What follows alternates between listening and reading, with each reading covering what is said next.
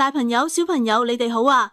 今日福音講道，耶穌一路行去耶路撒冷，沿途喺唔同嘅城鎮教導人。有人問佢：主啊，得救嘅人係咪好少啊？耶穌答佢哋話：你哋要努力行入窄門，因為我話俾你聽，好多人想入，但入唔到。等屋主起身鎖門之後，你哋先嚟敲門，話：主啊，開門俾我哋啦。但佢會話：我唔認識你哋，唔知你哋從邊度嚟。你哋就會話：我哋喺你面前食過飲過，你又喺我哋街上教過書啊。但係佢會再講：我真係唔識你哋，行開啦！你哋嗰啲作惡嘅人，到時你哋會喊，會咬牙切齒，因為你哋會見到亞巴郎、伊撒格、雅各伯同眾先知都喺天主嘅國入邊，而你哋就被趕出去。由東南西北嚟嘅人都會坐喺天主國嘅筵席上，到時最後嘅係變做第一，第一嘅係變做最後。我哋今日聽到耶穌講窄門，即係話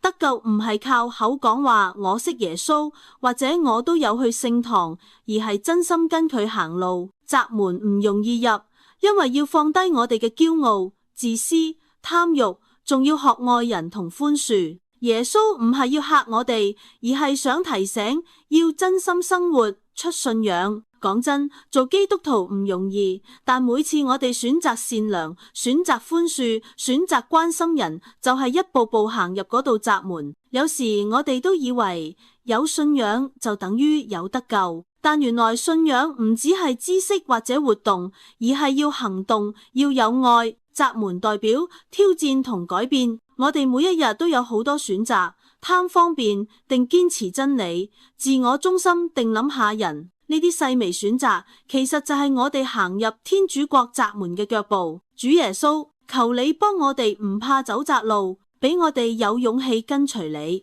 喺生活入邊實踐愛、寬恕同謙卑。當我哋軟弱，想放棄嗰陣，請你提醒我哋，窄門雖然難行，但通往永生。阿們。